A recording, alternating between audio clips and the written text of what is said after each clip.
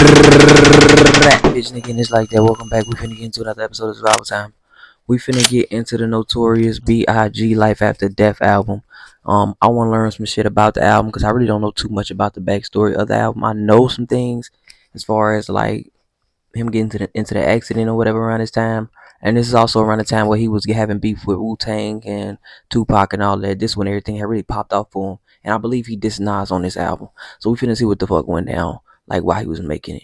Life After Death is the second and final studio album by the Notorious B.I.G., released on March 25th, 1997 on Bad Boy Records. Life After Death exhibits the Notorious B.I.G.'s ability to make a captivating double album. He elevates his storytelling and perfects his skill at making commercial hit records. It features collaborations with guests such as 112, Jay-Z, Puff Daddy, Lil' Kim, Mace, R. Kelly, The Lox, Angela Winbush, Daryl McDaniels of Run DMC, Bone Thugs and Harmony, and Too Short. Today we go behind the scenes of this classic album and bring you 10 things you didn't know about the Notorious B.I.G.'s Life After Death. Number 10, Writer's Block and Title Change. Before it arrived on March 25th, 1997, Big's sophomore album was called Life After Death, Till Death Do Us Part, and slated for a Halloween release. The album was pushed back due to multiple rollout issues, including sample clearances and more. The executive producer and Bad Boy Records CEO, Sean Combs, revealed a little-known fact behind the recording process at that point in Big's career. A lot of people don't know that Big stopped working for a while. He had writer's block. It lasted 6 to 7 months.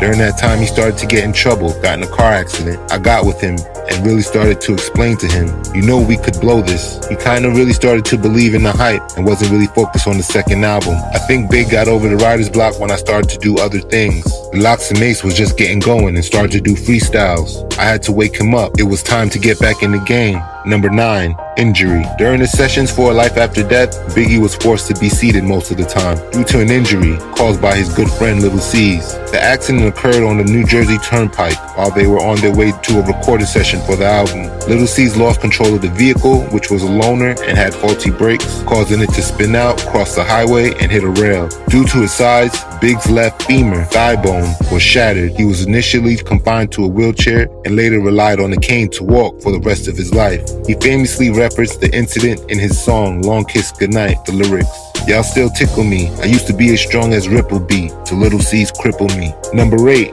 East Coast vs. West Coast. A bulk of the album was recorded during the thick of the East Coast West Coast drama. In June of 1996, Tupac dropped his diss record Hit 'Em Up and then ultimately passed in September. The drama influenced the album with subtle and direct references to the conflict and his rivals, particularly Tupac. Sean Combs denied these were official diss records. The track Long Kiss Goodnight is frequently cited as containing insults aimed at Shakur and Death Row Records CEO Suge Knight. One song on the album. It's actually a couple of songs he did do, despite what the fuck P. Diddy is talking about. The funniest part is the Mad Rapper skit. If you ever hear the Mad Rapper skit, it's I'm on my 4th album, yo. It's my 4th album, yo. Like that's how I felt like that was kind of a shot at Pac. If it wasn't a shot at Pac, it was a shot at Raekwon.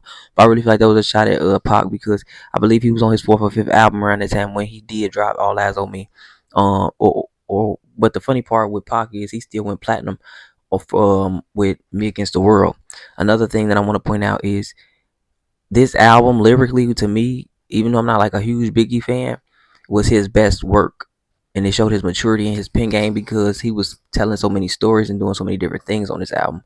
As like prior to that, Ready to Die was more so like his introduction to the game. I always say people first album be like they pretty much in a free for all. Like Illmatic could never be remade because it was a free for all. Like Nas was just finding his way as an artist and figuring out how to make songs. Biggie was just finding his way as an artist and figuring out how to make songs. So these were things that you can't get back. These are things that you can only improve. So you can't redo a raw, gritty like stage of like their career, and that's my main thing I like to point out. And I love hearing both of their second albums, because both of their second albums leveled up from the first one to me. Nas's It Was Written leveled up Illmatic way higher, and they put it on a different scale for him. Biggie's Life After Death album put him on a different scale also to me as an artist. But I didn't know he was going through so many things at this time. I knew the beef and all that was popping, but like I didn't really realize how deep that car accident situation was. Going Back to Cali addresses the West Coast directly. In it, Biggie expresses that he had personal beef with only certain individuals, not the West Coast as a whole. Number 7, beef. Conflicts with other rappers is a major theme throughout the album. Numerous songs contain references to Big's rivals, some subtle and some obvious. The track Kicking the Door is directed at Nas, Jeru the Damager, Raekwon, and Ghostface Killah, and even the track's producer, DJ Premier. Producer Nashim Merrick reveals that the second verse has lines directed at Jeru the Damager and DJ Premier. He was talking about Jeru the Damager to Primo, because Jeru was going at Big and Puff at the time, with Premier's Produce One Day. The line, F that, why try, throw bleach in your eye, is a reference to Raekwon's jab on the track Ice Water from Only Built for Cuban Links. The lines on the final verse are directed at Nas, as a reference to Nas challenging the Notorious B.I.G. for the title of King of New York in the song The Message. Lil C's explains, Big talked about Nas a little bit in that. It was the King of New York part, the last verse. Number 6, Prince. Prince was approached to appear on the record. Big not only had hopes of sampling Prince's group Vanity 6, but he also tried to get a collaboration with the icon as well. We met with Prince, Combs said. We did the This Time Around record with Michael Jackson, and me and him were always Prince fans. But this was during the time when Prince wasn't really rocking with hip-hop and wasn't really clearing any samples. And that really didn't go too well. Number 5, movie influences. Other than mastering his flow and perfecting his space as the Alfred Hitchcock of rap, Big was a fan of movies. According to Banger of Junior Mafia, it was after the crew saw the 1995 film Usual Suspects that the dramatic storytelling on Life After Death was born. He used to watch movies and come up with the whole song at the same time. That's why his lyrics tend to be so photogenic. One of the last films Big watched in the theaters was Donnie Brasco. According to Little C's, soon after they watched that film, Big hit the studio and recorded his verse for No Way Out smash hit, It's All About the Benjamins. Number 4, last minute changes. RZA, who produced Long Kiss Goodnight, revealed that Capadonna was originally on the record. Biggie wrote the verse after his accident. At first we had Capadonna doing the hook, then Puff did his thing at the end, he recalled. Big had the Lox redo the hook and their verses on Last Day. Styles P came up with the hook while the trio itself performed their own verses. According to Styles and Kiss, Big also had them Okay, I just want to say this real quick. When it comes to that song Last Days, I think this was the weakest song on the album. Only not because of the verses, but because of the hook. The hook was not that good. So I would love to hear Capadonna's hook. I did not know that RZA produced that track, nor did I know that Capadonna was on the song. Another thing I want to point out is the fact that when it comes to P. Diddy, he gonna find his way to make his way on something, goddamn me. If you signed his label, he gonna hop on your shit one way or another. Another thing also I want to point out is the craziness of the album, like the creation of it. The Alfred Hitchcock references and all of that. Like, people not really looking at how deep like this man was really thinking as far as creating this album and how he was gonna box and sell it, basically. Like, I didn't really think about that deep.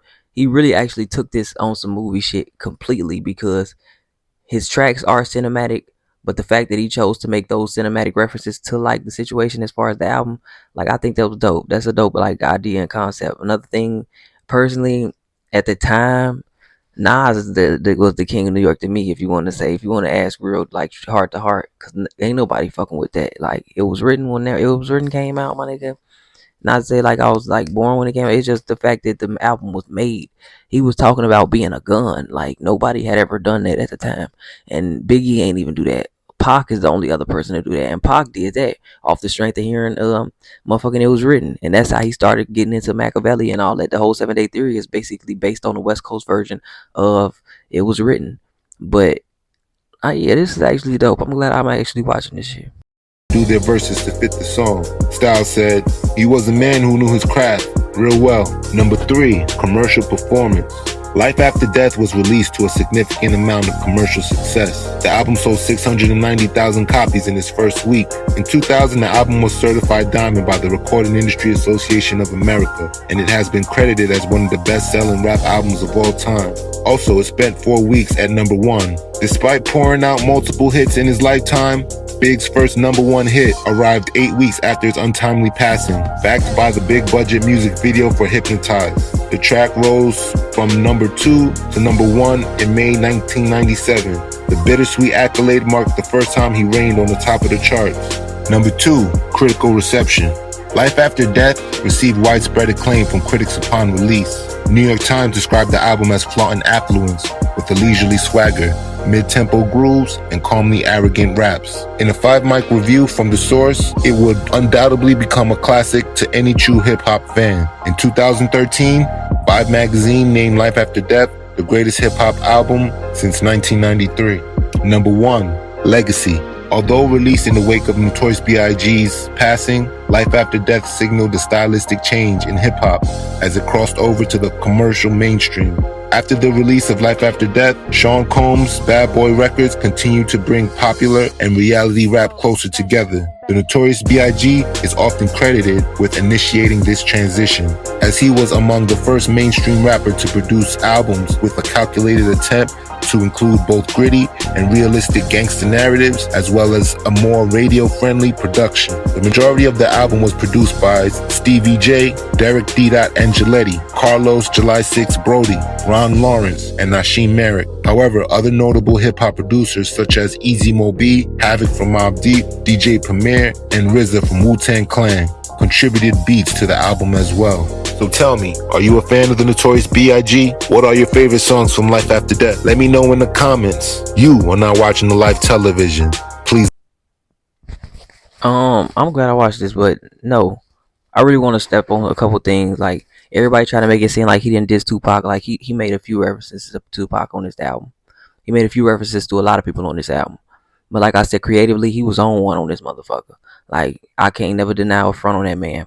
Also, I just hate the fact that he died. There's no way we could really ask him the questions that we want to know as far as like how he came up with a lot of these songs and stuff like that. A lot of people gonna speak on what they know and what they saw, but it's one thing to get it from the man himself, the horse's mouth, and all of that. As far as his mindset, like what was he thinking around this time frame, and really how was he feeling? Like, was he stressed and all that? Like, because when Doggy Style was made, when Snoop Dogg made Doggy Style, he was stressing out. He had the court case going. He speak on that all the time, and that's why he don't really quote unquote like that album, even though that's the only album he really can perform live, because that was his best album, and he didn't really have shit after that. But as far as like Tupac and Biggie, I really wish they was here to speak on their artwork, and as far as like just leveling up their career and seeing how far they could have went had they been here. Especially with Biggie, because Biggie was a year younger than Pac. But mainly for both of them because they was both so young when they got killed. I really hate the fact that we can't just have like a disagreement or a war of words without it becoming the guns, or just even just us having a situation where, like with Pac, he punched the motherfucker. Okay, we cool. We could have linked up and got the fade or something from what they quote unquote swear up and down they be saying, but still niggas came out and shot and killed them. I just hate that happened to them so early and so young, and I hate that it was so tragic that they went out like that when they was on top of the world, because Tupac was actually breaking out into his own star as far as being an artist, because people gotta realize, like, he's really the nigga that him and LL Cool J were the first niggas to really take mainstream hip-hop and make it mainstream hip-hop. We didn't know what that was at the time frame when LL Cool J dropped I Need Love. We didn't know what that was at the time frame when Tupac dropped I Get Around. We didn't understand that necessarily. We just knew these was party songs, or these was like love song, ballad songs, or whatever. We just knew they was being creative, especially with the LL Cool J thing, because that was how fresh hip hop was at the time to people. But as far as this album go, it aged very well. People still listening to this album to this day. But you really have to actually, this is an album you have to sit with and live with, because this is one of those albums where you actually gotta listen to that motherfucker, and you gonna continue to hear new shit that you probably didn't expect to hear or didn't think you would have heard. And I'm really shocked that he didn't get to see himself go number one. I thought Juicy went number one at some point or something like that. But I got rest in peace to Big, man. I really wish he didn't get taken out so early and in such a crazy way. But as far as this album is dope. I fuck with it from top to bottom. Like I said, the weakest link on the chain to me is Last Days. And like I said, it's not because of nobody's verses, more so than it's the hook. I didn't feel like the hook fit the damn beat, and I felt like they should have went another route with that hook. So I don't know what Jada was thinking, but I know Jada was still fresh from off the streets, and he was still fresh and making music. So this is still a raw, gritty version of the Lox, where they still finding their way as artists. That's another thing also, where you still having a new Jay-Z. He introducing certain artists on this album also. Even though Jay-Z came out with his own shit, the thing is, Biggie shit was bigger. So y'all let me know what the fuck y'all think. Like, subscribe, peace, I'm out here. R.I.P. Big and gotta know your purpose, understand what work is. These snakes is lurking, observing, trying to close your curtains. These hoes be perping. OG told me